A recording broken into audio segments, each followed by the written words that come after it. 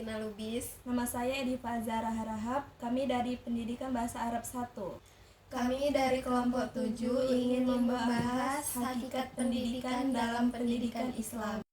Hakikat pendidikan. Pendidikan mencakup segala sesuatu yang berkaitan dengan perkembangan manusia. Pendidikan bermaksud membuat manusia meningkatkan hidupnya dari kehidupan alamiah menjadi berbudaya. Pendidikan erat kaitannya dengan membudayakan manusia. Membudayakan manusia sendiri merupakan proses atau upaya meningkatkan hidup dan kehidupan manusia atau kelompok. Pendidikan diperlukan untuk membudidayakan atau memanusiakan manusia. Pendidikan sebagai suatu ilmu. Pendidikan dikatakan sebagai suatu ilmu jika memenuhi persyaratan sebagai ilmu itu sendiri, seperti memiliki objek, mempunyai metode penyelidikan, sistematis, dan mempunyai tujuan. Tujuan pendidikan terbagi menjadi 3, yaitu tujuan umum, tujuan institusional, dan tujuan kurikuler.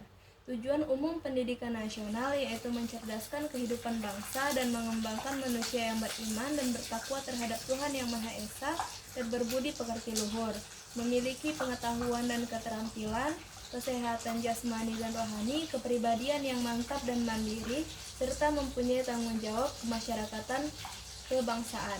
Yang kedua, tujuan institusional, yaitu tujuan menjadi tugas dari lembaga pendidikan tertentu untuk mencapainya. Misalnya, tujuan pendidikan tingkat SD berbeda dari tujuan tingkat menengah, dan seterusnya. Jika semua lembaga atau institusi dapat mencapai tujuannya, berarti tujuan nasional tercapai. Yang ketiga, tujuan kurikuler.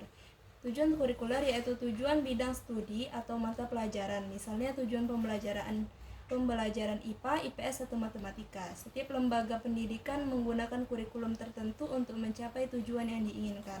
Menurut Ahmad D. Marimba, pendidikan Islam adalah bimbingan atau pimpinan secara sadar si pendidik terhadap perkembangan jasmani dan rohani anak didik menuju terbentuknya kepribadian yang utama.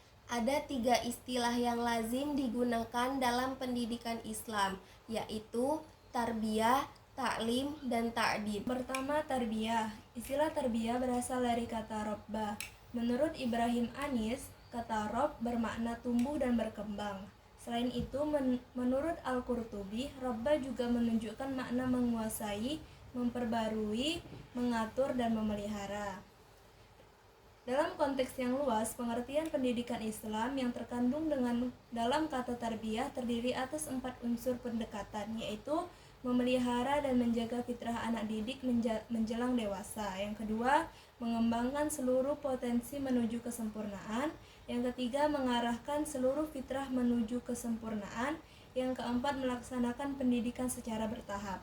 Yang kedua ada taklim. Istilah taklim berasal dari kata alima, yaitu mengetahui atau merasa. Menurut Rashid, taklim merupakan proses transisi ilmu pengetahuan pada jiwa individu tanpa adanya batasan dan ketentuan tertentu. Yang ketiga yaitu ta'dib. Ta'dib berasal dari kata adaba yang berarti undangan. Dengan demikian diartikan sebagai undangan seseorang untuk menghadiri suatu pesta atau perjamuan. Menurut Ibrahim Anis, ta'dib memiliki beberapa artian, yaitu melatihkan perilaku yang baik dan sopan santun, mengadakan pesta atau perjamuan yang berarti berbuat dan berperilaku sopan, dan pembiasaan. Yang ketiga, mendidik, melatih, memperbaiki, mendisiplinkan, dan memberi tindakan. Sumber pendidikan Islam yaitu Al-Quran dan Sunnah Rasul. Dasar-dasar pendidikan Islam ada beberapa, yaitu akidah, akhlak, penghargaan kepada akal, kemanusiaan, keseimbangan, dan rahmat bagi seluruh alam. Ada 8 prinsip dalam pendidikan Islam. Yang pertama, prinsip universal. Yang kedua, prinsip keseimbangan dan kesederhanaan. Yang ketiga, prinsip kejelasan. Yang keempat, prinsip tak ada pertentangan. Yang kelima, prinsip realisme dan dapat dilaksanakan. Yang keenam, prinsip perubahan yang dapat diinginkan. Yang ketujuh, prinsip menjaga perbedaan antar individu. Dan yang terakhir, prinsip dinamisme dan menerima perubahan serta perkembangan dalam rangka memperbarui metode-metode terhadap pendidikan. Yang pertama, prinsip universal.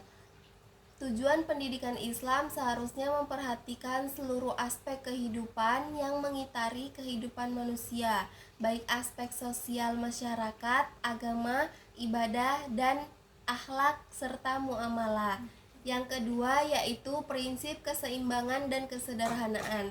Islam memiliki prinsip keseimbangan dalam kehidupan, baik antara dunia dan akhirat, jasmani dan rohani, kepentingan umum dan kepentingan pribadi, dan lain sebagainya. Oleh karena itu, pengembangan tujuan pendidikan Islam selalu memperhatikan prinsip keseimbangan. Yang ketiga, prinsip kejelasan. Prinsip yang mengandung ajaran dan hukum yang memberi kejelasan terhadap aspek spiritual dan intelektual manusia.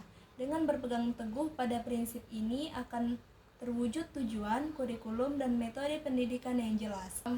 Prinsip tak ada pertentangan. Pada prinsipnya, sebuah sistem di dalamnya terdapat berbagai komponen yang saling menunjang dan membantu antara satu sama lain. Pendidikan adalah sebuah proses yang bersistem, maka hendaknya potensi-potensi pertentangan yang mungkin terjadi dalamnya harus dihilangkan. Sedemikian rupa, termasuk salah satu di antaranya adalah dalam pengembangan tujuan pendidikan Islam. Prinsip realisme dan dapat dilaksanakan, yaitu sebuah prinsip yang selalu menjunjung tinggi realitas atau kenyataan dalam kehidupan. Sebuah tujuan hendaknya dirancang sejauh mungkin agar dapat diwujudkan dalam kenyataan. Prinsip perubahan yang diinginkan yaitu prinsip perubahan jasmaniah, spiritual, intelektual, sosial, psikologi, dan nilai-nilai menuju ke arah kesempurnaan.